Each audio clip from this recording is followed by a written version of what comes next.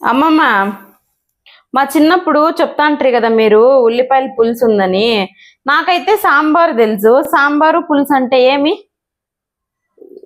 ఇది బాడలు లేకుండా కందిబాడలు లేకుండా చేయడం అన్నమాట. సాంబార్ అంటే బ్యాళ్ళు వేసి చేస్తాము, ఇది కాదు, పులుసు కాదు. పులుసుకైతే బ్యాళ్ళు లేకుండా చింతపండు గొజ్జు పిండి చేసేది పులుసు. బ్యాళ్ళు వేస్తే సాంబార్ అవుతుంది. మళ్ళీ అది ఎట్లనో నేర్పిస్తారా? నేర్పిస్తాను. ఏమేం కావాల దీంట్లోకి? ఏమేమి ఇవి?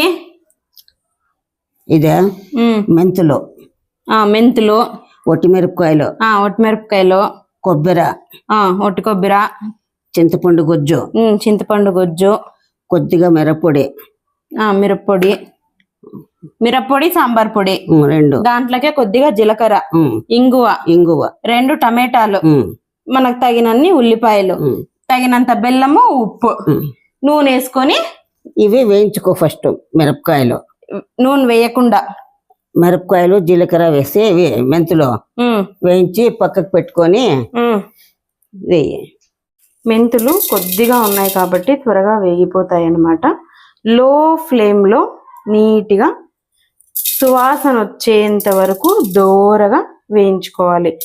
మెంతులు వేగకపోతే మాత్రం మనం వేసేది ఇన్నే అనుకుంటాం, ఇది ప్రాపర్గా వేగకపోతే మనకు రుచే లేసిపోతుంది. అదే కదా కదా.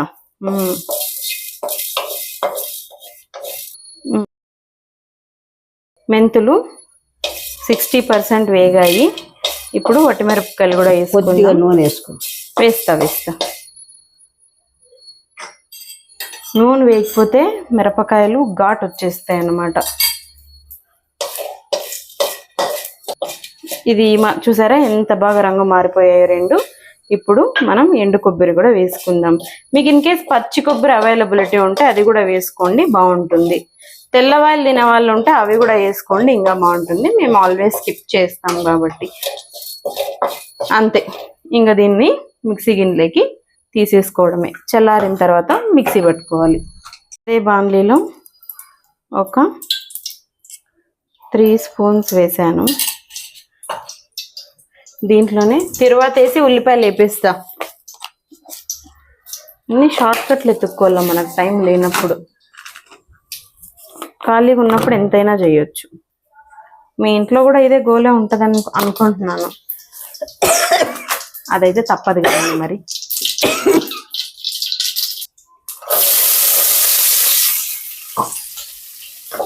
బాగా వేగాలి.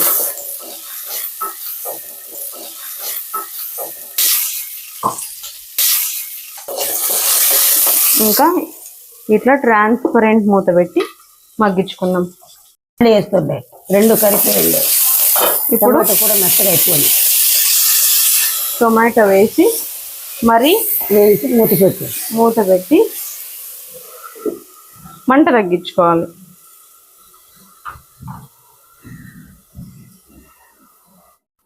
ఇందాకన్నీ వేయించి పెట్టుకున్నాము, చల్లారాయి. ఇందులోకి కొద్దిగా సాంబార్ పొడి, జీలకర్ర, తగినంత బెల్లం, తగినంత రాళ్ళుప్పు మాత్రమే తీసుకోండి. దీనికి నున్నుప్పు తీసుకుంటే రుచి రాదనమాట. ఇది మన ట్రెడిషనల్ రెసిపీ.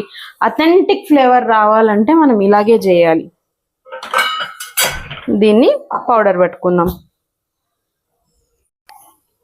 ఇలా పౌడర్ చేసుకోవాలి. తర్వాత ఇంతలోపు మనకి ఏమాత్రం అయిందో చూద్దాం. ఎస్, అయినాయి ఉల్లిపాయలు, టమాటాలు.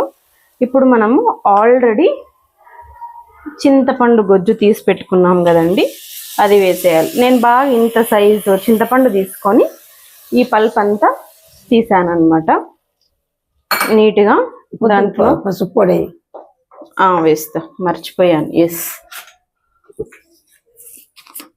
మా మేడంజీ గుర్తు చేశారు. ఇదంతా బాగా ఉడుకుబట్టాలి. బాగా ఉడకాలి.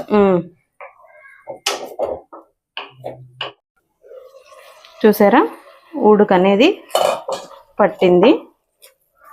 ఇప్పుడు ఇంకా ఈ పౌడర్ యాడ్ చేసేద్దాం. యాడ్ చేసి మనకి కన్సిస్టెన్సీ ఎలాగ కావాలో అలా కొంతమంది పల్చగా తింటారు, కొంతమంది గట్టిగా తింటారు. మేము ఎట్లా చేస్తామో కూడా చూపిస్తాను నిదానంగా. నేను ఎన్ని వాటర్ వేస్తాను కూడా.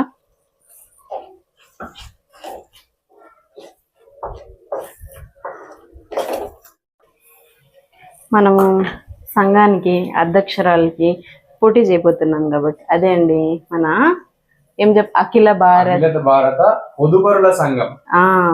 దానికి నేను పోటీ చేయబోతున్నా. అందుకే దీంట్లోకి వాటర్ వేసి కలిపి ఇది వేస్తున్నా.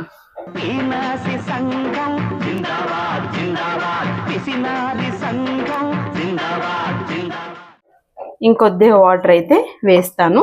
మనకి ఇది ఉడకంగా బాగా చిక్కబడుతుంది. చాలు, అంతే. ఇంక ఇప్పుడు మూత పెట్టకుండా మరలిచ్చాలి. అప్పుడుకు ఇండ్లంతా సువాసన స్ప్రెడ్ అవుతుంది. చూద్దాం.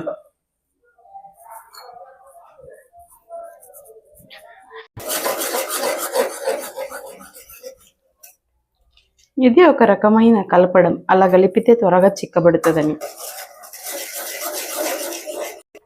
ఇంకా మనం ఎగ్జాక్ట్లీ 2 minutes ముందు స్టవ్ ఆఫ్ చేస్తామన్న టైంలో ఇలా పెద్దగా కొత్తిమీర వేసుకోండి. సన్నటి తురుము వేసుకోకండి. ఇదంతా పులుసు పట్టుకొని మనకి ఆకు కూడా రుచి మారుతుంది.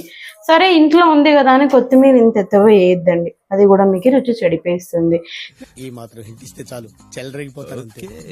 నేను ఏవైతే మీ క్వాంటిటీ చూపించానో ఇలానే ట్రై చేయండి, ఎలా వస్తుంది అని మీకు తెలుస్తుంది. ఏమ్మా ఇంకా సరి చేయమ్మా, ఆఫ్ చేసేసి. సరిపోయిందా? సరిపోయింది. సో ఇలా అవ్వాలి, చూసారా? ఎక్కువ గట్టిగా ఎక్కువ నీళ్ళగా లేకుండా. పులుసు అంటే ఇట్లా ఉండాలి. బామ్మలు ఇంట్లో ఉండాలండి ఇలాంటివి నేర్పించాలంటే. Thanks for watching. Subscribe to Sumaha's vlogs.